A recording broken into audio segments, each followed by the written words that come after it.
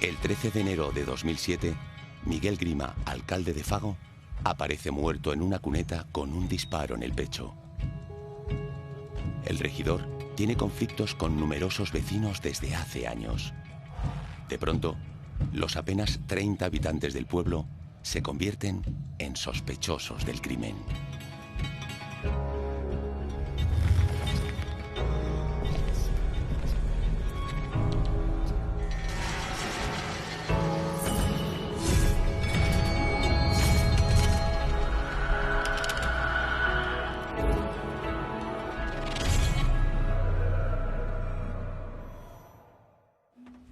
A Miguel Grima se le echa en falta la noche del viernes en el que va al pleno de la comarca, a la asamblea de alcaldes de la comarca de la Jacetania.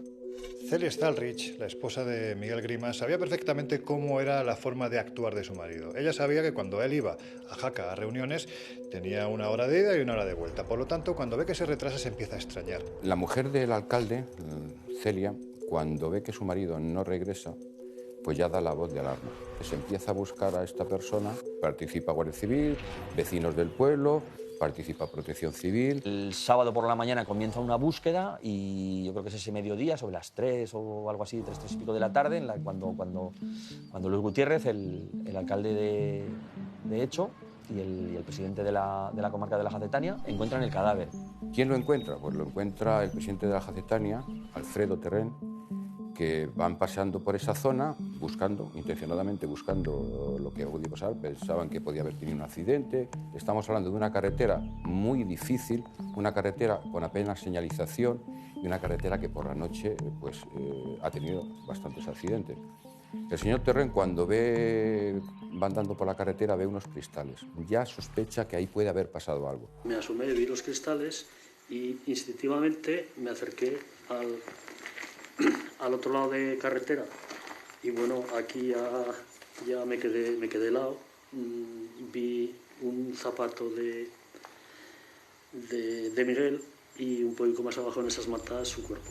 Estaba tendido sobre maleza y bueno, un poquito oculto. En el cuerpo no descubrí sangre. Además me hubiera dado cuenta porque son de esas imágenes que nunca olvidas, que te se quedan grabadas. Y únicamente en la cara sí que se la vi ensangrentada. Tiene unos disparos de posta en el emitórax izquierdo. No estamos hablando de una pistola, estamos hablando de una escopeta que utiliza cartuchos de posta. Afecta a toda la cavidad torácica, afecta a la cavidad pulmonar y sobre todo al corazón. O sea, la muerte es instantánea. La aparición del cadáver nos da una explicación inicial a la ausencia de Miguel aquella noche en su casa. Pero claro, nos plantea ya de inmediato 3 preguntas. ¿Por qué le han matado? ¿Quién le ha matado? ¿Y de qué forma lo ha asaltado? Al ya estar seguro de que es una muerte violenta de carácter homicida, pues iniciamos las investigaciones como un homicidio. Pronto, los investigadores se percatan de que Miguel Grima ha sido víctima de una emboscada. El cadáver aparece en la carretera de Fago a Majones, a unos 11 kilómetros de Fago y 1 kilómetro 300 metros de Majones. La carretera de Majones a Fago es el camino natural por el que Miguel Grima tendría que haber vuelto a su casa, pero no era el único. El punto fue elegido con conciencia, no al azar. ¿Por qué? Era un punto de los pocos que tenían cobertura. Alguien tuvo que avisar a la hora que salía Miguel Grima del pleno comarcal, porque tampoco son horas exactas. Ha habido plenos que hemos estado casi hasta las 11 de la noche. En este caso a las 9 menos cuarto se acabó. Hay 3 posibles vías. Entonces también alguien le tuvo que decir, va por esta, aunque en la que lo asesinaron era la que más practicaba. En este supuesto surgen muchas preguntas. ¿Realmente estamos hablando de una persona o de varias personas que estaban controlando al alcalde? Sabían, además, por dónde iba a pasar para poder llegar a cometer este terrible acto. Era un punto de los pocos, por no decir el único, que tenía en las inmediaciones alguna entrada para poder ocultar un vehículo. Se trata precisamente de una atalaya natural desde la cual se ve el trayecto desde Majones hacia allí y desde ese punto hacia Fago. Es un punto que yo tengo dominio de cuándo me va a venir un coche, tanto por un lado como por otro. Veo las luces, oigo los vehículos. Mejor lugar imposible. Es lo que se llama cazar a la espera. Tú esperas, tú te apuestas, el cazador se apuesta y espera que pase la pieza. Claro, en este caso, la cacería era una cacería humana con destino al alcalde Grima. Además de escoger una ubicación idónea para atacar, el asesino del alcalde de Fago coloca unas piedras en la carretera para obligarle a detener su vehículo. Observa perfectamente cómo Miguel se baja del vehículo, aparta unas piedras, no todas. Cuando el alcalde regresa y ya está próximo a la puerta de acceso al vehículo, la puerta del conductor, efectúa un único disparo. Ese disparo es un disparo de posta y le ocasiona la muerte inmediata. El cuerpo de Miguel Grima aparece en un lateral de la carretera, pero no hay ni rastro del vehículo en el que volvía a su casa. Eso nos plantea, lógicamente, unas preguntas. ¿Quién ha sido quien le ha salido al encuentro, le ha matado y ha quitado del escenario el coche y dónde está? El coche aparece en la mañana del domingo, en una ermita, en las proximidades de una ermita de Verdún. Está escondido en la misma pista que da a la ermita, hay una especie como de entrante a la derecha y ahí está semi-escondido entre mucho matorral. Sobre el terreno se realizó la primera inspección ocular, la primera toma de contacto y luego el vehículo se cargó en una grúa y se trasladó al cuartel de la Guardia Civil de Jaca. Los agentes de la UCO descubren que Fago es un pueblo partido en dos bandos, como se había puesto de manifiesto a través de los medios de comunicación un año antes. ¿Qué nos encontramos? Bueno, pues nos encontramos con un alcalde, Miguel Grima, que lleva en la alcaldía de Fago desde 1999, que hay dos grupos bien definidos dentro de la localidad de Fago. Unos opuestos a la gestión del alcalde y otros a favor. Fago es uno de los pocos concejos abiertos que quedan en el país, en toda España. Hay un alcalde, pero todas las decisiones importantes las toma una asamblea de vecinos. Es como una comunidad de propietarios, como una comunidad de un bloque de viviendas, pero en este caso afecta al municipio. Y se hace a cara descubierta y a mano alzada, de tal manera que aquellas decisiones que pueden resultar más o menos conflictivas o generar problemas son adoptadas conociendo todos qué postura tiene el otro. Y de esta manera sabemos quién ha votado a favor o en contra de cada una de esas posiciones. Hay personas que no me hacen gracia. Eso. Hay personas que a lo mejor les he dejado de hablar o ellos me han dejado a mí, se han diferenciado por algo y eso, así está el pueblo. El problema de convivencia que hay es que no os lo podéis llegar a imaginar. O sea, es horroroso. Es ir a plenos y que no te dejen hablar, que no te dejen expresarte, que te insulten, que te vayas. Bueno, batallas campales, ¿no? Que da vergüenza. Había gente que vivía a menudo en Fago, gente que pasaba allí temporadas largas y que hacía la vida a caballo entre dos ciudades, algunos en Donosti, algunos en Pamplona, algunos en Zaragoza, algunos en otros lugares, que querían empadronarse y querían intervenir en esa gestión del ayuntamiento, en esa gestión, intervenir en la asamblea de vecinos y participar en ese tipo de decisiones. La crítica que le hacían es que él solo empadronaba a aquellos que podían garantizarle volver a salir de alcalde, es decir, sus partidarios. Si tú no eras partidario, no te empadronaba. No queremos empadronar a nadie que no viva. Que no viva. Yo vivo en Fago. Yo cuando decidí comprarme mi primera vivienda y hacer mi primera inversión, decidí comprarme mi casa en Fago. Luego decidí empadronarme en Fago porque al fin y al cabo es donde tengo yo mi casa. Y bueno, y este señor pues no me deja. Es que hasta que llegó este señor al poder, uno se hacía vecino, se quitaba y se ponía y no pasaba, era un pueblo más. Él es el que se ha dado cuenta que puede perder el ayuntamiento por 4 votos. Eso de brazos abiertos y venga el que venga está bien, pero puede ser conflictivo. Yo creo que lo importante es trabajar con grupos de acción, gente experta, gente que sepa, psicólogos y gente que conozca muy bien los problemas de la montaña para que ellos estudien el perfil de cada habitante y, bueno, pues si alguna cosa no es lo más idóneo para el lugar, pues aunque resulte duro, evitarlo. Entonces, bueno, pues un alcalde se encuentra con la dificultad de decir tú sí, tú no. Uno de los enfrentamientos más enconados que mantuvo Miguel Grima fue con un matrimonio que regentaba el bar del pueblo. Les exigía un pago exorbitado, teniendo en cuenta que era una pequeña pedanía, para mantener una terraza abierta al público, de unos 200 euros al mes. Esto impedía siquiera que pudieran tener beneficios. Pero es que lo más llamativo es que este matrimonio, que procedía de Madrid, había sido invitado por el propio Miguel Grima para que, bueno, dieran vida y repoblaran de algún modo la localidad. Si hubiese sabido no hubiésemos venido aquí, está claro. Pero vamos, en principio mi compañera no quería venir aquí, porque decía que esto está, bueno, ya lo habéis visto, donde Cristo perdió los zapatos. Pero a mí me llamó la atención y pensaba que, y sigo pensando, que este pueblo tiene mucho futuro. El alcalde pues pretendía darle una estructura más moderna a la regulación del pueblo, que las vacas o el ganado no pasara por el centro del pueblo, sino que pasara por los alrededores. La ganadería en este pueblo pues estaba a punto de extinguir porque el alcalde se había empeñado en acabar y públicamente lo había dicho que quería parar hasta acabar con la última vaca del pueblo, con la última oveja.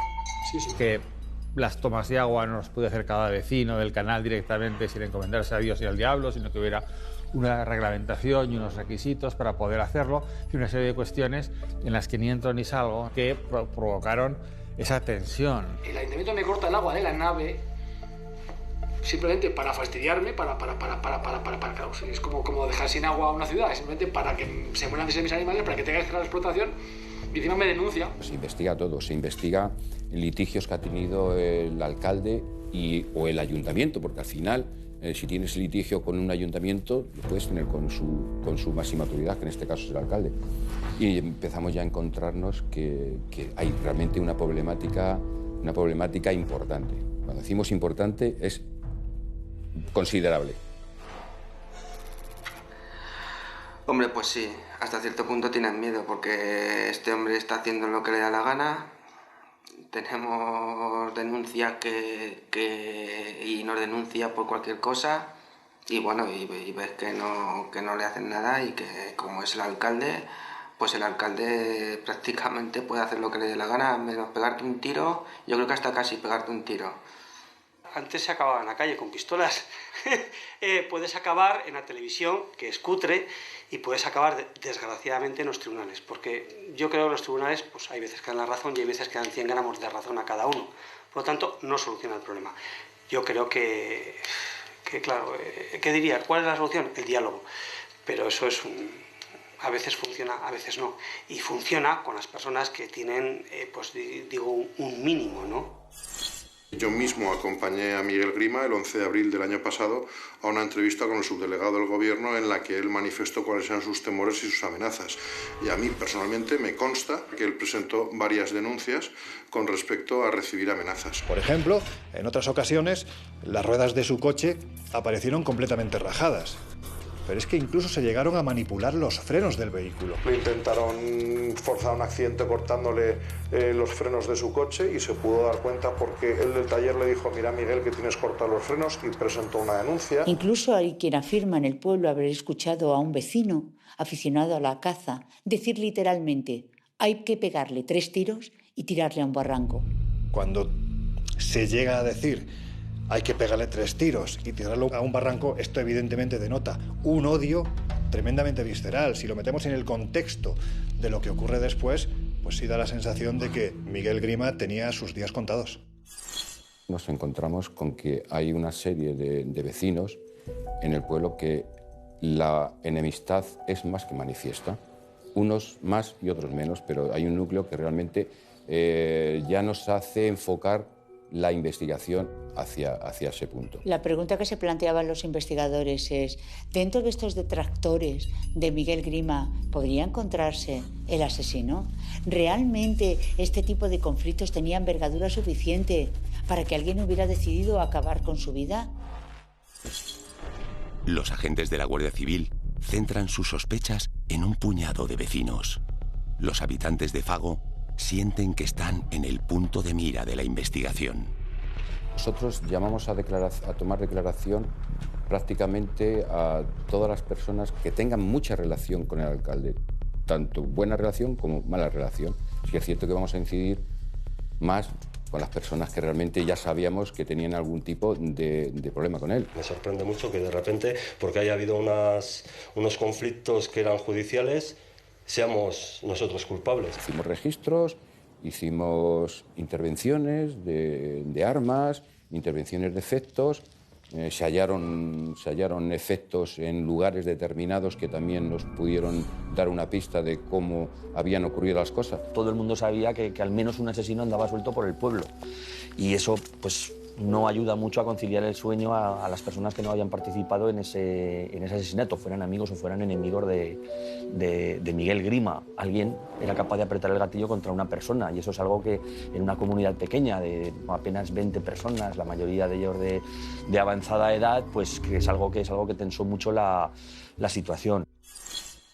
Una vez que ya se ha producido el crimen, evidentemente el asunto alcanza una dimensión nacional y en muy poquito tiempo son muchos los periodistas que se acercan hasta este rincón, hasta entonces casi podemos decir que paradisiaco del Pirineo aragonés, para intentar saber más. El crimen de Fago alcanzó una notoriedad planetaria, salía en el sudeste asiático, los medios estadounidenses cubrían la historia, ya la prensa local y la nacional, pues ya ni te cuento la cobertura que le dimos en aquellos tiempos. Y se encuentran, es curioso, casi podemos decir que con una especie de pacto de silencio, porque los apenas 30 habitantes de Fago cierran a cal y canto sus puertas, no quieren hablar con los medios de comunicación. La gente del pueblo prácticamente no hablaba, se escondían, se encerraban en sus casas, era invierno, tampoco apetecía estar mucho en la calle, veías a algunos vecinos paseando, otros iban a hacer recados en coche, entraban y volvían, no había prácticamente manera de hablar con nadie del entorno. Solo hay un vecino que abre las puertas de su casa, Santiago Mainar. Se muestra especialmente colaborador, encantador, solícito, como un buen anfitrión, es más, permite que los periodistas se queden en un domicilio rural que tenían. ¿Por qué hay tanto miedo aquí los vecinos para hablar a los medios de comunicación como lo está haciendo usted libremente? Pero hay miedo en todas partes, voy a repetirlo. La gente no se siente libre. La gente cuando aquí hay votaciones, lo que viene es al cacique a ver cuándo les da la orden de levantar la mano alzada. Así de claro. Y eso es la democracia aquí. Santiago, ¿todavía se respira esto aquí? Sí, eso se respira en todas partes. Era una de las pocas personas que hablaban con los medios de comunicación, con la prensa, con una verborrea, con un caudal léxico y una catarata de lenguaje que nos dejaba a todos anonadados, lleno de citas cultas. La democracia está muy bien, sacar un voto más que otro y eso legitima, lo entiendo y lo acepto. Pero a partir de que, señores, a partir de que usted saque un voto más que yo, eso no le permite hacer a usted lo que le dé la gana. A partir de ahí usted no puede hacer de Fago un reino de taifas. Santiago Mainar no es un vecino más de Fago. Conoce a Miguel Grima desde hace muchos años, cuando los dos vivían en la misma ciudad. Eran conocidos de Zaragoza, tenían relación de Zaragoza. En ese momento la relación entre ellos, entre Mainar y Grima, es normal, es correcta, no hay ningún enfrentamiento entre ellos. Santiago Mainar es un hombre que siempre quiso vivir libre, tenía un buen trabajo aquí en una explotación del CSIC, del Centro Superior de Investigaciones Científicas, trabajando con árboles, y lo dejó para irse al monte de forestal, porque en el monte pues iba más a su aire. Mi hermano sí, mi hermano tenía un buen trabajo en Zaragoza, con arreglo a lo que él había estudiado, pero él siempre había tenido la ilusión desde pequeño, siempre le han gustado muchísimo los animales, en casa siempre ha habido patos, perros, pájaros, y yo creo que siempre él llevaba un proyecto en la cabeza. Él es un ingeniero técnico agrónomo que trabaja en la capital aragonesa, en Zaragoza, un sujeto urbanita que en un momento dado decide retirarse al entorno rural y se traslada a vivir a Fago. Buscando sitios donde poder hacer su proyecto vital, encontró Fago, que le pareció que reunía las condiciones que él quería para poder tener ese proyecto que él quería realizar. Allí decide comprar unas vacas, se asienta en ese entorno rural y muy poquito tiempo después a Fago llega Miguel Grima. Grima en esos momentos vivía en Zaragoza y le gustó muchísimo el pueblo y comentó, dice, oye, pues yo en estos momentos no tengo trabajo, pues igual no me importaría nada venirme aquí a a vivir, o incluso no sé si mi hermano le llega a decir, pues sí, pues sería buena idea si quieres, porque aquí hay, bueno, es cuestión de que te busques trabajo y hay una alternativa que igual que me he venido yo, tú te puedes venir. El que actúa de cicerone durante esos primeros días del futuro alcalde de Miguel es precisamente el mismo Santiago, que lo acoge en su casa mientras están buscando una casa para Miguel. Y mi hermano le busca una casa, una casita ahí al lado de la iglesia, y Miguel con su mujer se establecen en Fago, arreglan la casa, la vivienda y se establecen ahí. En ese momento las cosas iban bien, ¿eh? Entre ellos había buena relación. Es a raíz de tomar la autoridad, de ser el alcalde de Fago, precisamente por las resoluciones que dictaba el señor Grima, cuando ya el señor Maynar empieza un enfrentamiento, una hostilidad que va increciendo, que va poco a poco aumentando. Una vez que ya se hace con el cargo de la alcaldía, pues es cuando, claro, ya tiene un mando en plaza, y entonces ya pues es cuando las cosas empiezan ya a complicarse. Mi hermano en ese momento tenía, no sé si tenía un caballo, tenía 2. Eso está a las afueras del pueblo y en principio no molestabas a nadie. Claro, cuando va Miguel, claro, pues está viviendo allí y le molestan los caballos. Entonces parece ser que en vez de decirle a Santiago quita los caballos, le puso una denuncia. Y claro, hasta ahí llegó la amistad.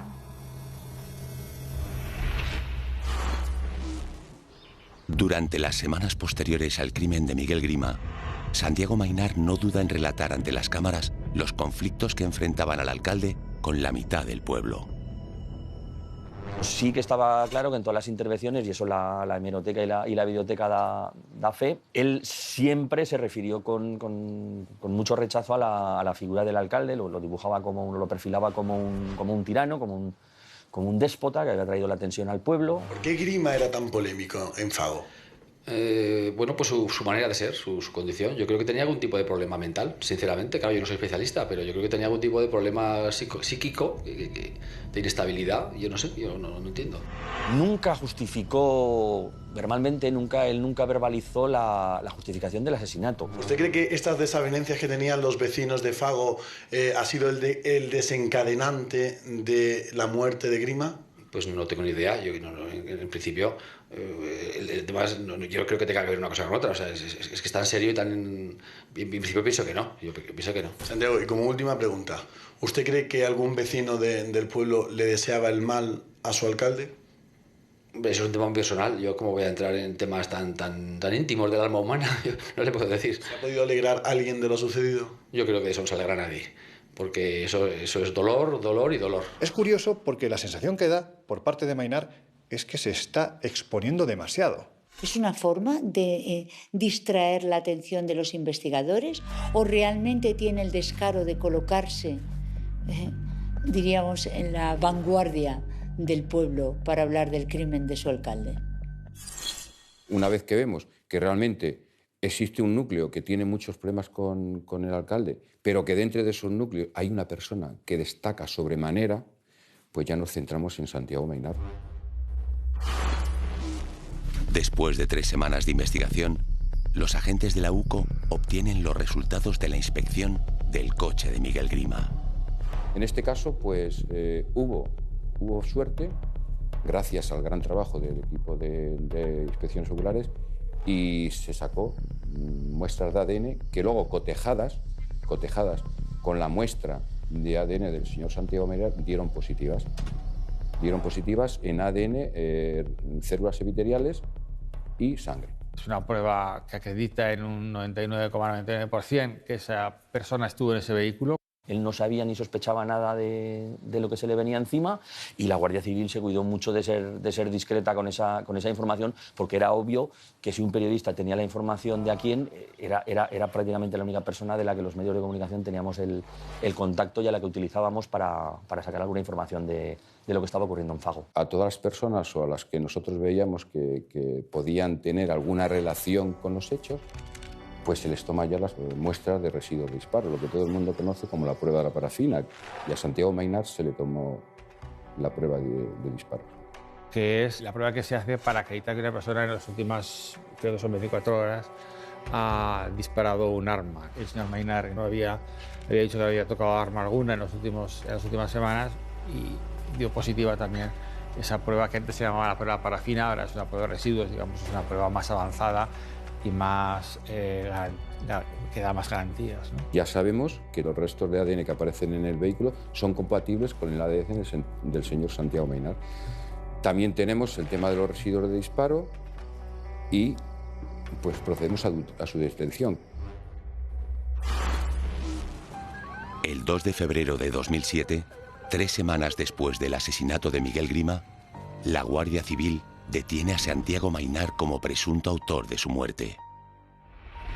Sorpresa en el pueblo de Fago ante la primera detención relacionada con el asesinato de su alcalde hace 3 semanas. La Guardia Civil ha detenido esta mañana al guarda forestal y ganadero Santiago Maynar por su presunta relación con el crimen de Miguel Grima, con quien Maynar mantenía varios pleitos, incluida la rivalidad política. Una amiga me llama y me dice, oye, ¿sabes que han detenido a tu hermano? Entonces aquel día ya sí que ya me quedé muerta total. O sea, ya entré en estado de shock que yo creo que no me he recuperado todavía. Nadie esperaba que nadie del pueblo pudiera ser el presunto asesino. Entonces son noticias que primero impactan y luego además duelen porque es gente cercana, gente, vecinos, conocidos, amigos. Pues la verdad que una sorpresa muy grande, ¿no? Porque nadie se lo esperaba. Y bueno, de todos modos yo sigo pensando que mientras no se levante el secreto del sumario, pues Santiago sigue teniendo la presunción de inocencia, ¿no? La detención se produce el 2 de febrero sobre las 10 de la mañana y el señor Santiago Maynar está en su granja, como todos los días. Él sigue haciendo una vida normal. Está allí dando de comer a su ganado, limpiándole y allí se produce la detención.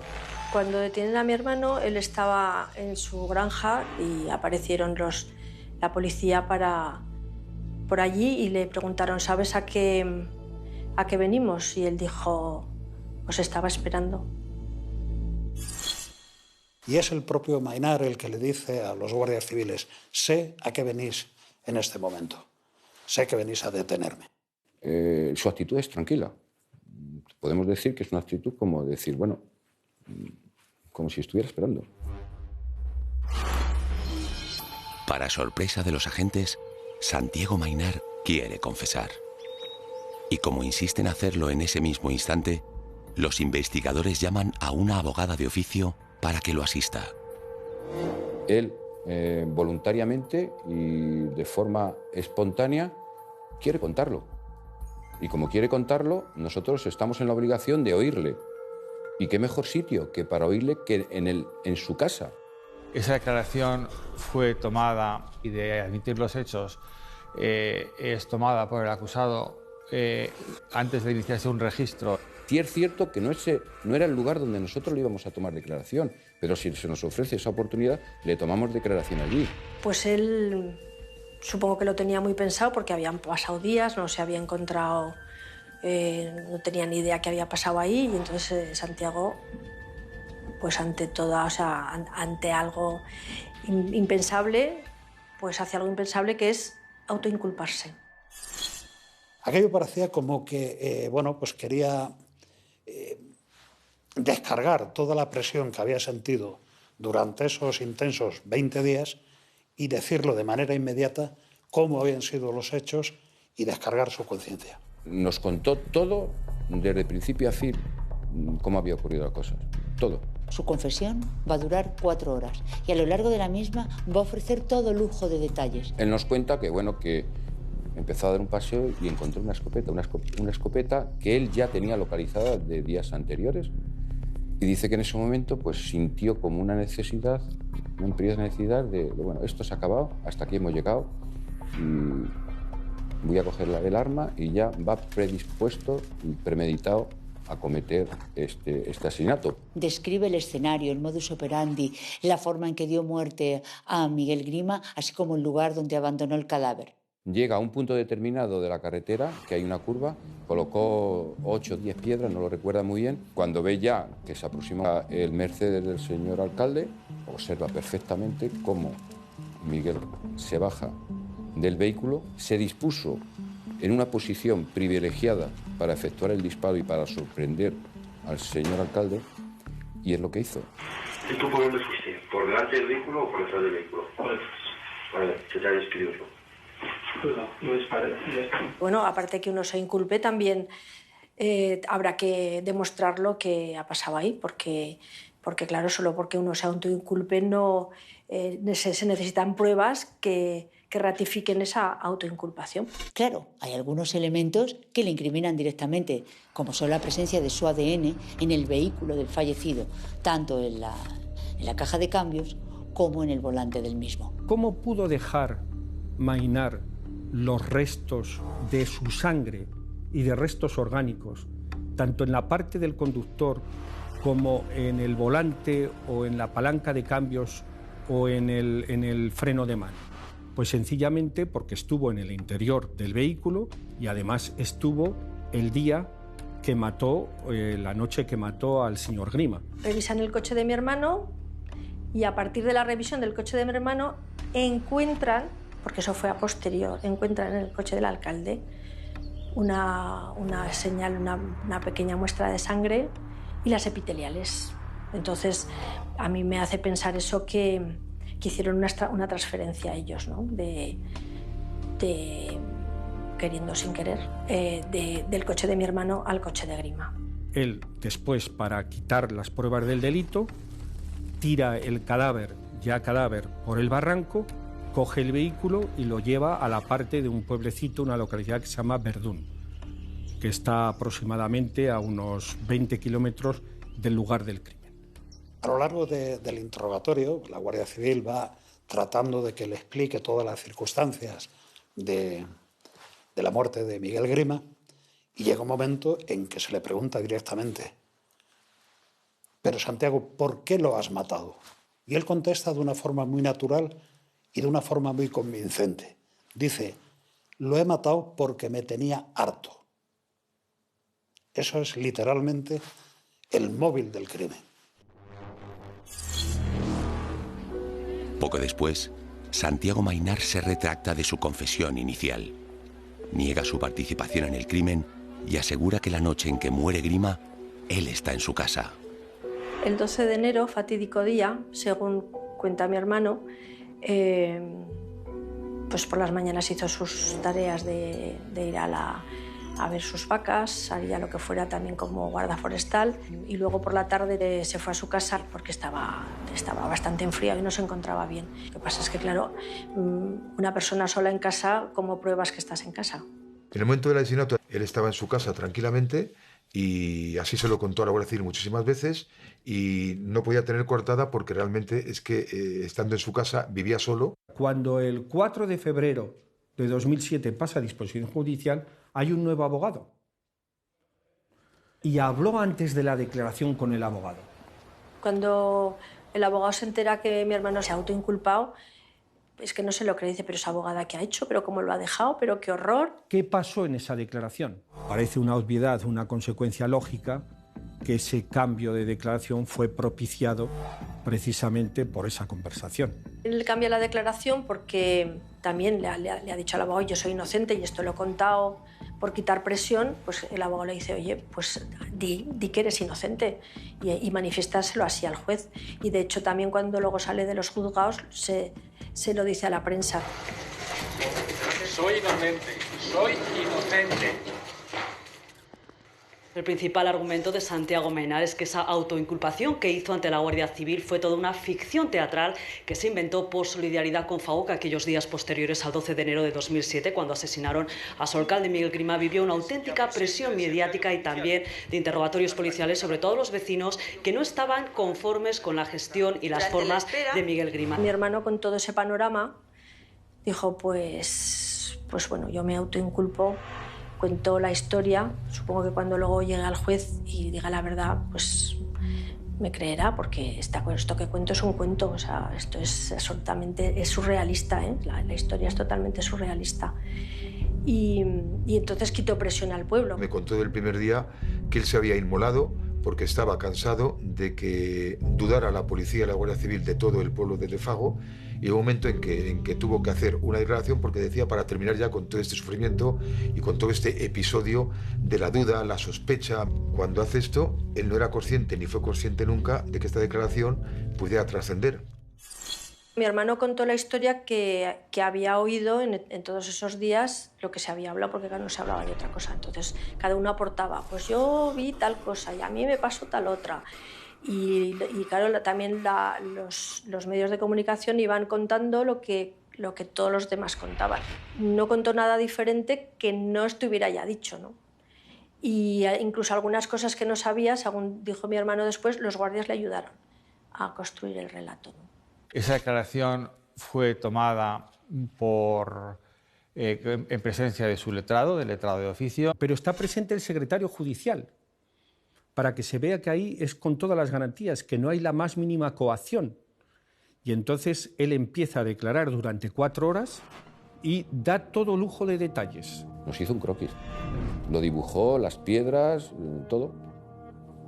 ¿Dónde estaba el vehículo? Todo eso lo dibujó perfectamente, de su puño y letra. Allí, delante de la secretaria judicial y de su letrado de oficio. Da todo tipo de detalles, pero de una importancia total, porque son detalles que solamente puede conocer quien haya participado en los hechos. Dio detalles que no habían trascendido a la prensa. Por ejemplo, que cayó fulminado, que la muerte fue instantánea. Eso solamente lo sabe él, que el cadáver cayó en una posición que luego nosotros, por los síntomas de arrastramiento, se veían allí. Que cogió el cadáver, lo arrastró de las muñecas, lo acercó a la vaguada y lo empujó y lo tiró allí. El 16 de noviembre de 2009, casi 3 años después del asesinato de Miguel Grima, el único acusado de su muerte, Santiago Maynar, se sienta en el banquillo.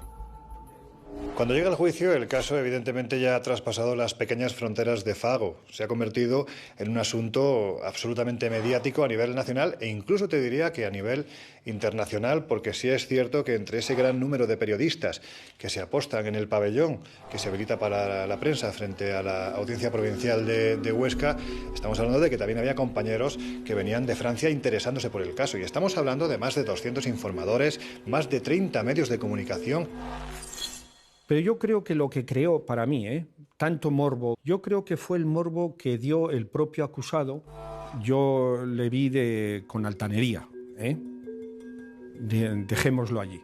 Me acuerdo cuando yo le interrogué, pues me habló del altruismo, me dijo, no sabe lo que es, usted seguramente no sabe lo que es ese concepto, y bueno, fue altanero. Me quiero sacrificar, eso se llama altruismo por los demás, señor. Sí, una de las variantes de la compasión. Lo hemos escuchado muchas veces. Una de las variantes de la compasión, sí, señor. Pues bueno, que usted, claro, eso no, para usted eso son palabras vacías. Él, cuando comienza el juicio, adopta la misma postura personal que adoptaba en el centro penitenciario. No puede hablar de algo, de un crimen en el que no tiene nada que ver. Y me dijo una cosa muy clara: no me interesa el juicio para nada. Yo sé que yo no lo he hecho, y como no lo he hecho, no me pueden condenar. Yo lo que tenía que hacer era declararme, y yo no puedo haberlo hecho porque es imposible que se me pueda acusar de una cosa que no he hecho. Con unas contundentes pruebas de cargo en contra de Santiago Maynar, su defensa se centra en el testimonio de Ignacio Videgaín, un vecino de Fago que pasa por el lugar del crimen instantes después de haberse cometido. Cuando el señor Santiago Maynar acaba con la vida del señor Grima, en ese momento pasa otro vehículo. En el otro vehículo iban 3 personas, un médico, su mujer y una niña. Aparece el doctor Videgaín. El doctor Videgaín es un médico vasco que tenía consulta en San Sebastián y por una casa en Fago. El señor Santiago Maynar ve que viene un vehículo. Le da tiempo a montarse en el vehículo de la víctima y disponerlo sentido Majones. Estamos hablando de que cuando Miguel llega al lugar de la emboscada, él va sentido Fago y el coche está sentido Fago.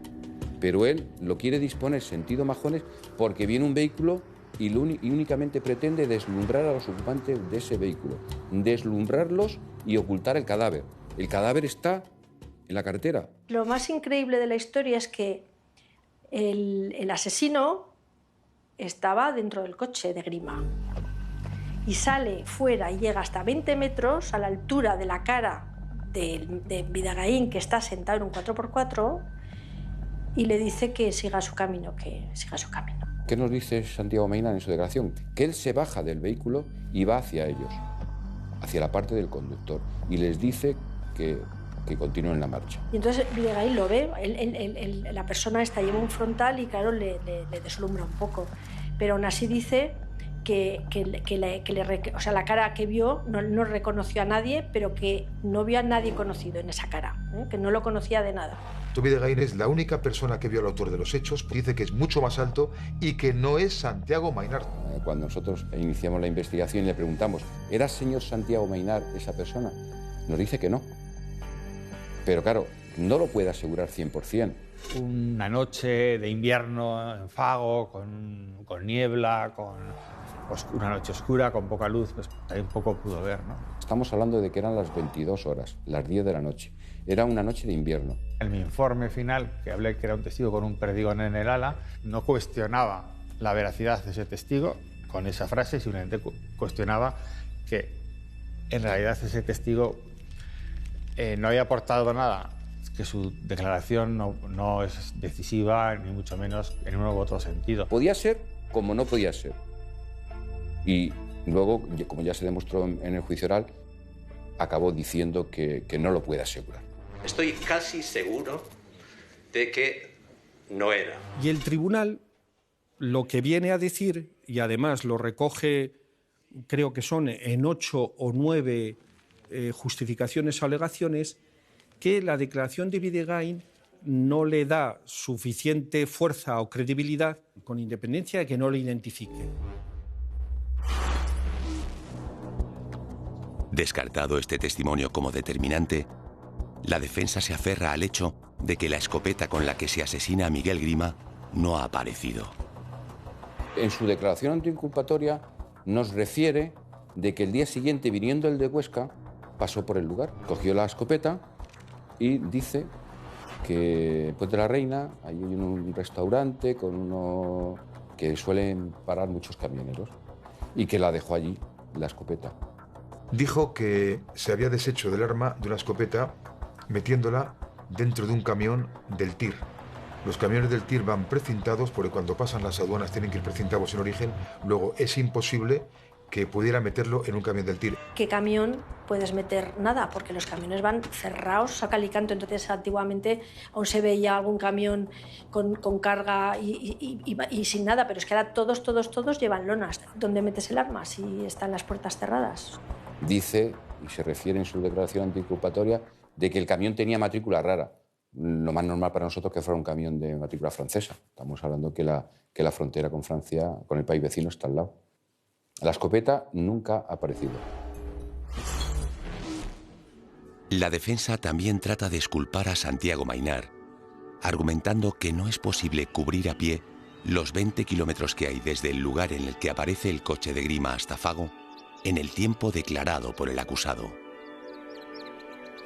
Hicimos una versión de cuánto costaría una persona andando por esa carretera sinuosa hasta Fago, desde Puente de la Reina, y hubiera tardado 4 horas yendo a un paso importante, con lo cual hubiera tenido una hipotermia, una muerte. Hubiera durado, decían los médicos nuestros, no más de media hora andando. Perfectamente estamos hablando de 20 kilómetros. Los hizo en 4 horas aproximadamente. ¿Se pueden hacer? Sí, perfectamente. De hecho, el equipo de investigación lo hizo. Hicimos una reconstrucción y lo hacemos en poco más de 4 horas. Ese recorrido lo hicieron unos guardias civiles jóvenes de día o no sé qué y no sé cuánto les costó, pero claro, no es lo mismo una persona de 50 y pico años con faja, con ballenas porque le dolía mucho la espalda. Los tiempos cuadran y es una persona, estamos hablando de una persona que está acostumbrada a andar, una persona que está todo el día en el campo, es agente forestal, es ganadero, tiene una buena constitución física y una buena forma física y goza de salud. A pesar de que Santiago Maynard sostiene en todo momento que él no ha participado en el asesinato de Miguel Grima, durante el interrogatorio del fiscal comete un desliz. Parte de mi interrogatorio consistía en ir enfrentando al acusado con las distintas afirmaciones que había hecho en sede policial. Era el coche del fallecido, quedó aparcado frente a un seto con la puerta cerrada por el seto. Entonces yo le dije que cómo es que si no había estado en el lugar de los hechos, cómo sabía que la puerta del conductor había quedado atrapada, por decirlo así. Y en ese momento dijo, cuando yo salí... Usted manifestó que pudo salir del asiento del conductor sin ningún problema. ¿Cómo sabía que efectivamente la puerta del asiento del conductor estaba libre? Pues yo salí... Vamos a ver. Yo... ¿Cómo salió, señor Maynar? Perdón. ¿Cómo salió? Y dale con salir. Vamos a ver. Hubo un murmullo en la sala. Y entonces se da cuenta de que eso le ha traicionado el subconsciente y desde luego quiere rectificar. Y rectificó en unos segundos, pero fueron unos segundos eternos. Vamos a ver, que no se preocupe, diga, si quiere usted parar un rato... Que me están amiliando, vamos a ver. Parece que él se pudo contradecir. En la apariencia pues, surgía que había sido cogido en un renuncio.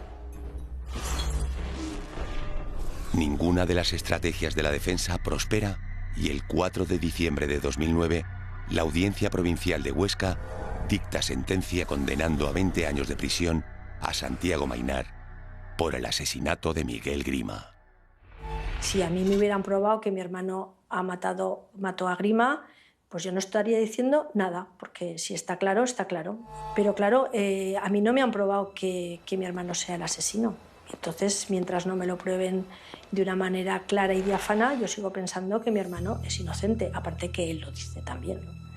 Yo no he matado a nadie, pero sinceramente, os lo digo de corazón, prefiero que me acusen de dar muerte a un tirano que de ampararlo políticamente, de connibirlo judicialmente, de silenciarlo mediáticamente y de resignarme como ciudadano.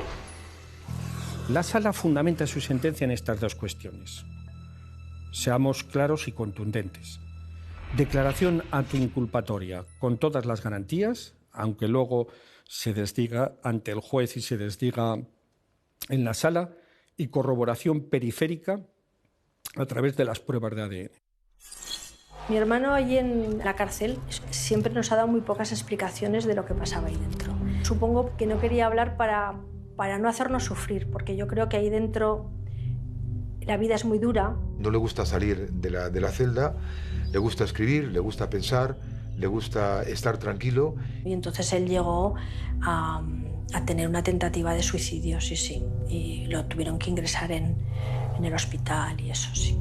Luego él con el tiempo, aparte de ese intento de suicidio, él lo que quiere también es distanciarse de todos nosotros para que no suframos, ¿no?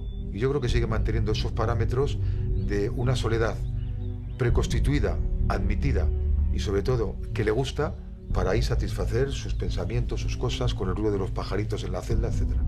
Él también, por otro lado, al no aceptar su pena, no tienen derecho a luego los permisos, ¿no? Claro, él no aceptó la pena impuesta porque él es inocente. Entonces, cuando tú en la cárcel no aceptas la pena que te ha impuesto el juez, ellos te penalizan con que no entras en los programas de reinserción.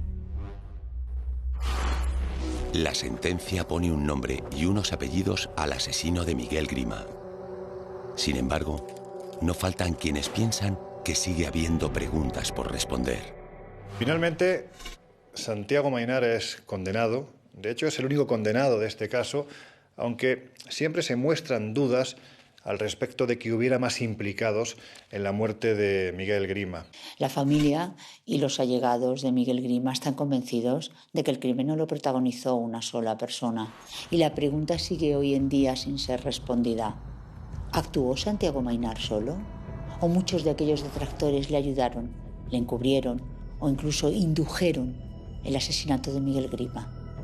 Mi opinión personal es que hubo más gente. Hace falta saber la parte de la verdad que falta, y que Santiago Maynar lo ha contado. Él se come lo que se está comiendo. Aquí es muy común que un primero induzca a un segundo, cuando un tercero, y a su vez ese primero se retire. Y el que da la cara, al final es el que tiene los problemas, por supuesto.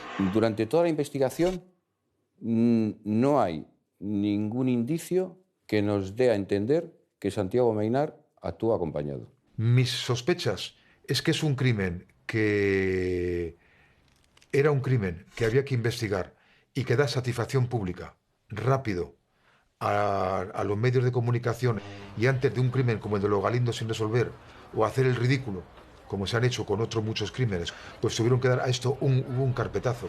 Yo creo que mi hermano fue juzgado ya antes de empezar el juicio, estaba sentenciado.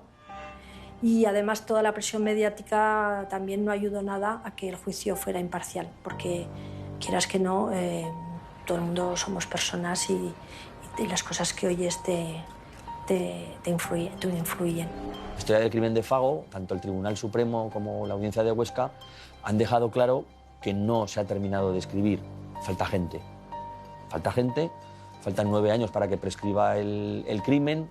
Sabiendo cómo trabaja la Guardia Civil, nunca es descartable que esas investigaciones se reabran o que ahora mismo estén reabiertas. Hablo sin saberlo, ¿no? Con respecto a la posibilidad de reabrir el caso, la respuesta es sí, se puede reabrir. Si hubiera declaraciones nuevas, imputaciones nuevas, o apareciera alguna prueba relevante o algún testigo relevante, por ejemplo, que aportara pruebas que contradijeran la posibilidad de que este señor sea el autor, pues cabría la posibilidad de presentar ese recurso y de reabrir el caso. 11 años después del asesinato de Miguel Grima, pocas cosas han cambiado en Fago. Es curioso cómo ese odio enquistado, podemos decir que prácticamente no deja descansar al alcalde ni después de muerto. Los allegados de Miguel Grima colocan un recordatorio, que es una especie de raíl con una placa, donde se hace constar: aquí fue vilmente asesinado Miguel Grima. Bueno, pues alguien, no sabemos cuántas personas, muy poquito tiempo después, cambia esa letanía y pone textualmente: aquí fue ajusticiado Miguel Grima Macià. 4 empadronamientos no valen la vida de una persona, las tasas de las terrazas de un bar no valen la vida de una persona y ni todo el monte del Pirineo vale la vida de una persona.